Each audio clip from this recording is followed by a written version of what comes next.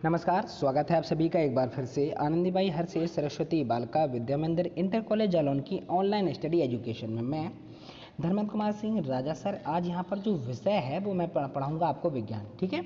और अगर बात की जाए तो ये कक्षा 6 की हमारी क्लास चल रही है। चैप्टर जो है हमारा चौथा है, हमारे आसपास होने वाले परिवर्तन या हमारे चारों ओर के परिवर्तन, ठीक है। लेक्चर की अगर बात की जाए तो बच्चा ये जो लेक्चर है वो हमारा है 15वां लेक्चर, ठीक है। इससे पहले मैंने आपको 14 लेक्चर और पढ़ाए हैं।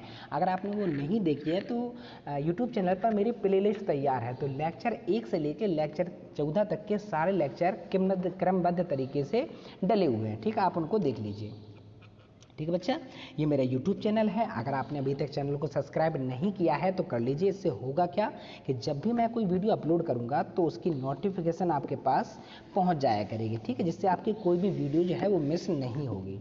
चलिए बेटा आगे चलते हैं जल्दी से और बात करते हैं आज हमको पढ़ना क्या। देखिए हमने जैसे कि बताया पाठ जो है यानी चैप्टर जो है वो हमारा चौथा जो है वो शुरू हो चुका है। चैप्टर का जो नाम है हमारे चारों ओर के परिवर्तन, यानी कि हमारे आसपास बहुत सारे परिवर्तन बच्चा होते रहते होंगे। अक्सर हम उन चीज़ों को देखते हैं अपने डेली लाइफ में। हर मिनट हर सेकेंड बदलाव चल रहा है, ठीक है। प्रकृति में लगातार बदलाव होते रहते हैं और ये प्रकृति का नियम है। पहले तो आपको ये समझना होगा, ठीक है। अगर परिवर्तन ना होता तो हम आज भी पुराने जैसे लोग जिया करते थे पुरानी पद्धति में, उसी अनुसार अभी भी जी रहे होते हैं, ठीक है ना।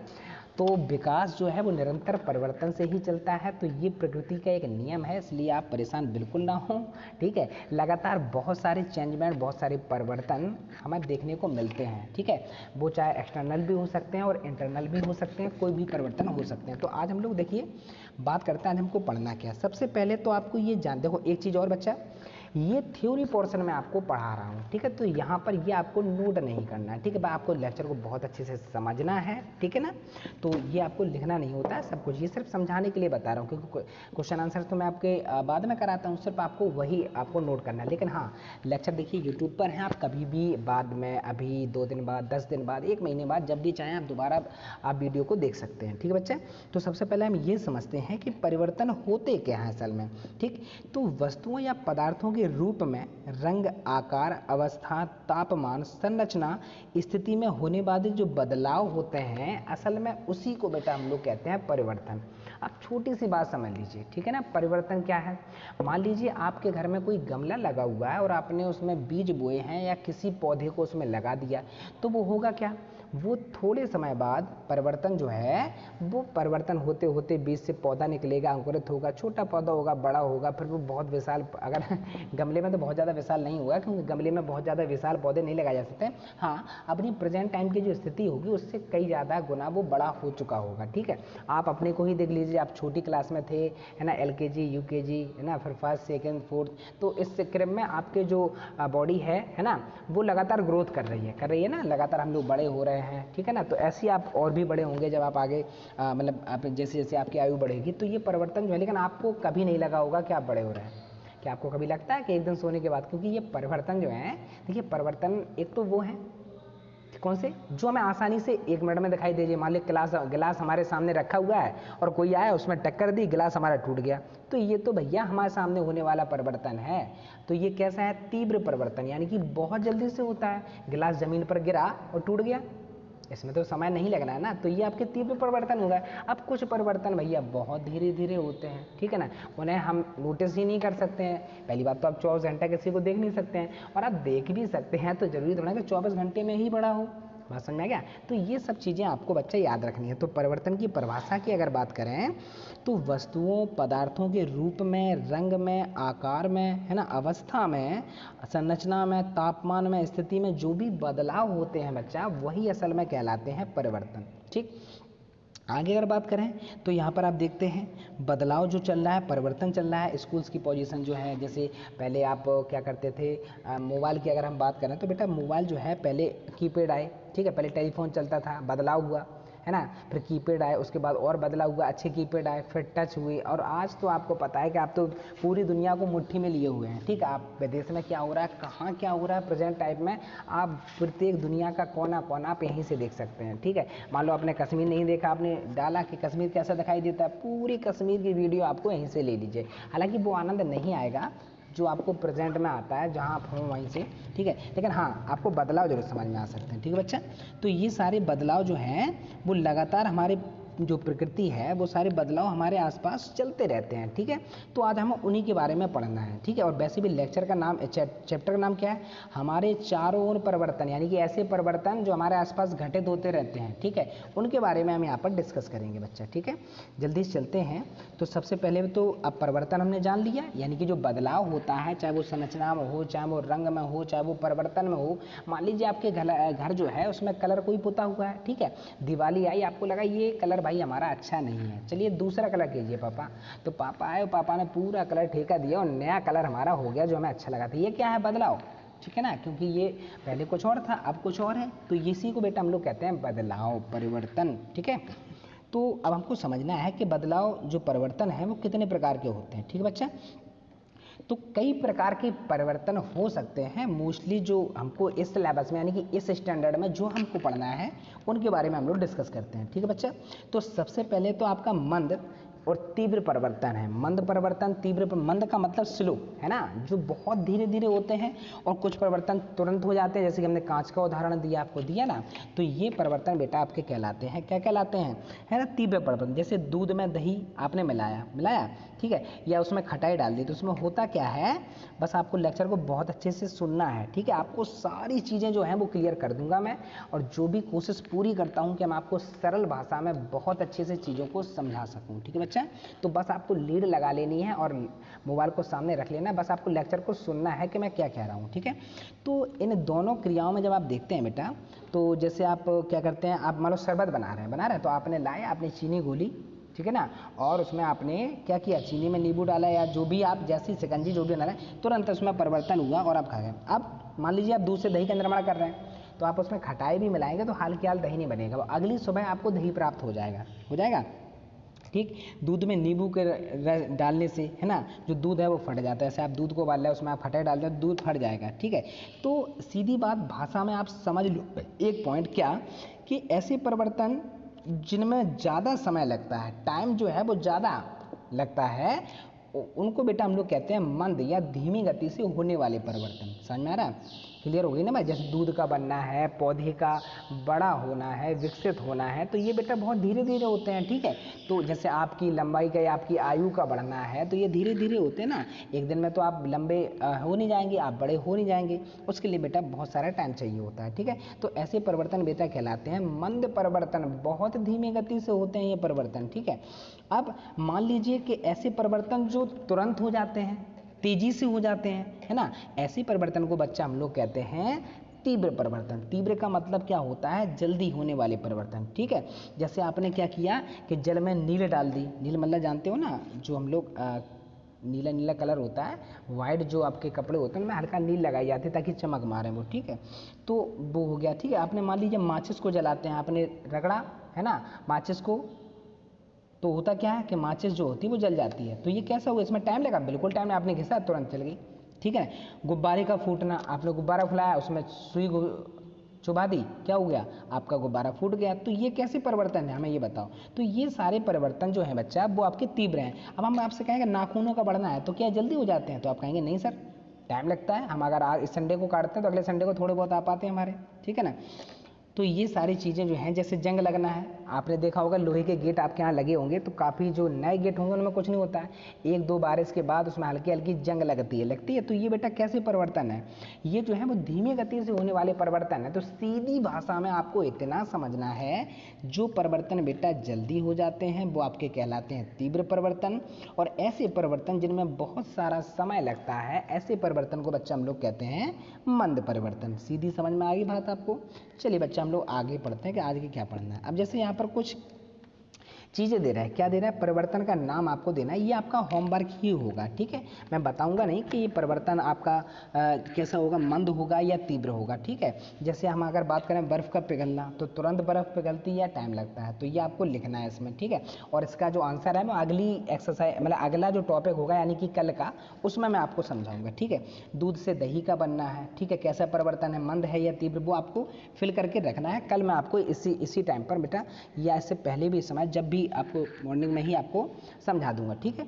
दीपावली में पटाखे का जलना है, गुब्बारे का फूटना है, ये तो शायद आपको पिछले ही आपको एग्जाम्पल में मैंने समझा दिया, लेकिन ये 4 जो हैं ये आपके होमवर्क समझ लीजिए। आपको बेटा ये आंसर करना है कि ये तीव्र होंगे या मंद परिवर्तन, ठीक है बच्चा। तो ये आपका आज का होमवर्क रहेगा, ठीक है। चलो बच्चा, अब आपको क्या करना है, आगे पढ़ना है। आगे क्या है, देखो, अनुकूल और प्रतिकूल परिवर्तन। अच्छा एक बात बताइए, मान लीजिए कि बहुत सारे परिवर्तन आपने देखे होंगे, ठीक है। पहले तो आप समझ लीजिए इनकी, पहले हम आपको सीधी भाषा बता दें। देखो, ऐसे परिवर्तन जो हमारे लिए लाभदायक हो, यानी कि जिनसे हमें फ़ायदा हो, उपयोगी हो जो हमारे लिए, उन्हें बच्चा हम लोग कहते हैं अनुकूल परिवर्तन, ठीक है। और ऐसे परिवर्तन जो हानिकारक हो हमारे लिए, है ना, उन्हें बच्चा हम लोग कहते हैं प्रतिकूल परिवर्तन। तो इतना आपको समझ में आ गया।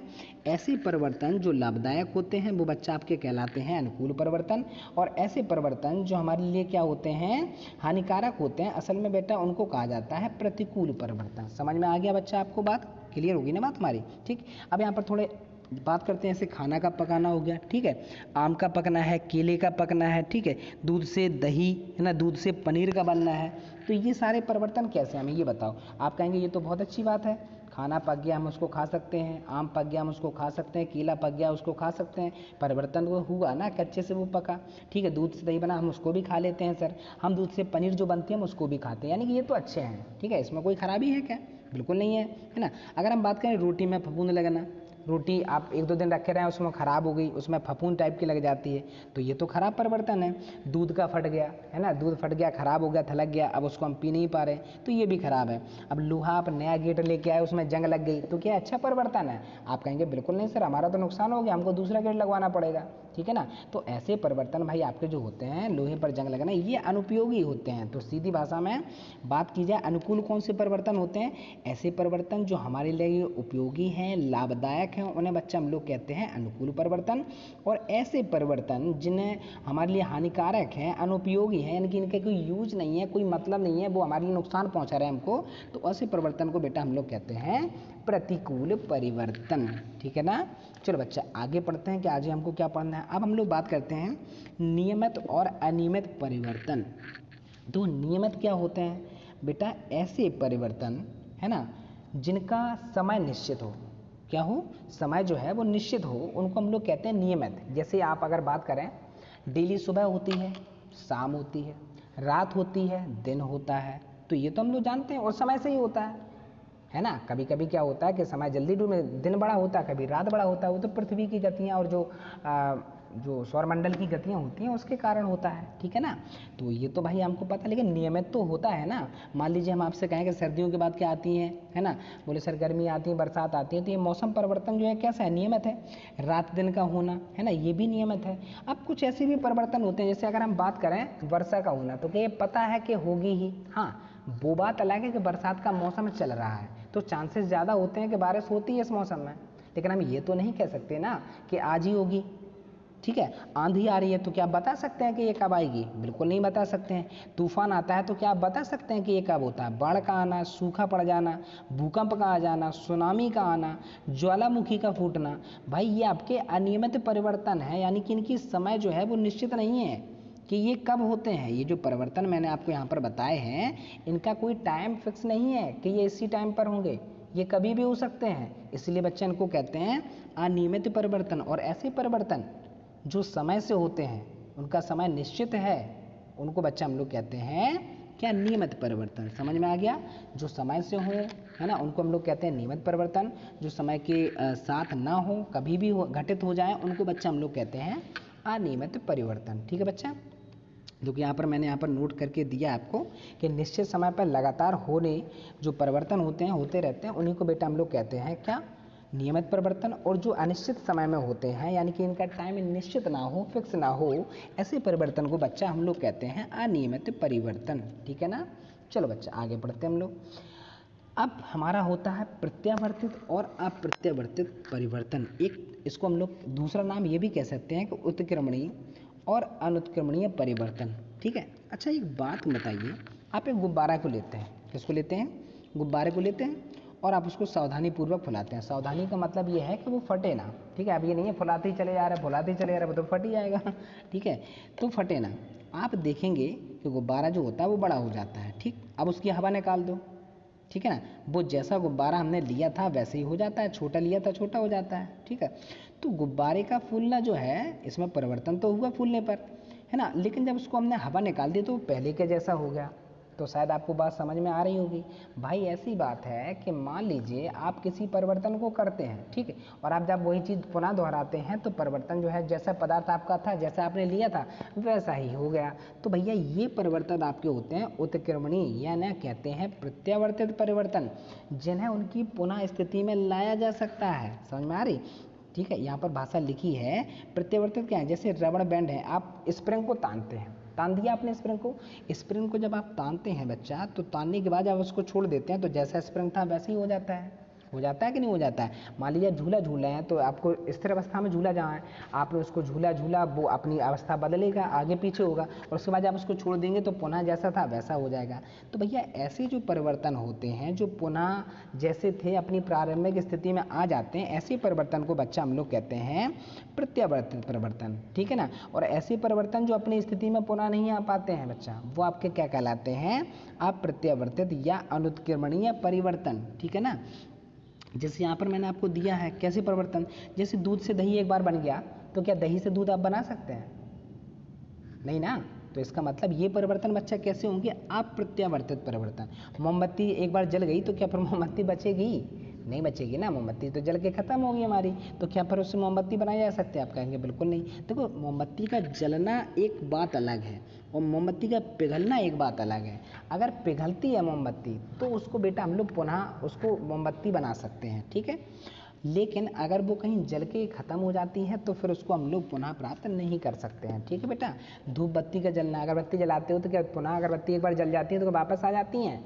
तो आप कहेंगे बिल्कुल नहीं सर, ठीक है ना। तो ऐसे परिवर्तन जो पुनः प्राप्त नहीं हो सकते हैं वो बेटा कहलाते हैं अप्रत्यावर्तित या अनुत्क्रमणीय परिवर्तन, और जिन्हें पुनः प्राप्त किया जा सकता है वो आपके कहलाते हैं प्रत्यावर्तित परिवर्तन, ठीक है, उत्क्रमणीय परिवर्तन। ठीक है बच्चा, आगे देखो बात करते हैं भौतिक और रासायनिक परिवर्तन की, ठीक है। तो ये भैया बहुत अच्छे से आपको सीखना है। क्या है? देखो, भौतिक परिवर्तन भी आपके वही हैं जैसे कि आपको प्रत्यावर्तित पढ़े हैं आपने, ठीक है ना। और ऐसे ही आपके प्रत्यावर्तित, उत्क्रमणीय, अतिक्रमणीय इसी प्रकार से आपके होते हैं भौतिक और रासायनिक परिवर्तन, ठीक है। जैसे मान लीजिए भौतिक परिवर्तन भी वही समझ लीजिए जिसमें चीज़ों को पुनः प्राप्त किया जा सकता है, यानी कि उनके गुणों में अंतर ना हो, जो इंटरनल उसके गुण हैं। मान लो लकड़ी की मेज आपके यहाँ डली हुई है, ठीक है, तो आप उस आकृति को, जैसे आपकी कुर्सी बनी है, ठीक है ना, आप क्या करते हैं बेटा, आप उसके लकड़ी के पैर जो थे आपने निकाल दिए, तो आप जब वो टूट जाएगी तो फिर तो आप उसको कुर्सी नहीं कहेंगे, ठीक है ना। लेकिन ये बताइए क्या कुर्सी बनने में लकड़ी की बनी थी, तो क्या लकड़ी की कुर्सी को और लकड़ी में क्या अलग गुण होते हैं? तो आप कहेंगे बिल्कुल नहीं सर, जैसी लकड़ी तो है ही ना, चाहे वो कुर्सी बना दें चाहे हम उससे बेड तैयार कर दें, गुण तो वही रहेंगे, रहेगी तो लकड़ी ही। तो इसका मतलब ये है भाई कि ऐसे परिवर्तन जिसमें उनके गुणों में परिवर्तन ना हो, ठीक है, वो आपके कहलाते हैं भौतिक परिवर्तन। और अगर गुणों में परिवर्तन हो जाए बच्चा तो वो आपके कहलाते हैं रासायनिक परिवर्तन, ठीक है। चलिए थोड़ा जानते हैं यहाँ पर कि मान लीजिए अभी हाल जैसे मैंने आपको दूध से दही दिया था, दूध से दही का एग्जाम्पल दिया था। आप मिल्क को लाते हैं और मिल्क को आप क्या करते हैं, उसमें हल्की सी खटाई मिलाते हैं और आप उसको दही बनाते हैं, ठीक है। तो जब दूध से शॉर्ट में लिख रहा है बच्चा, समझ लेना, ठीक है। तो हम मिल्क से जब दही का निर्माण करते हैं बच्चा, तो आपका होता क्या है?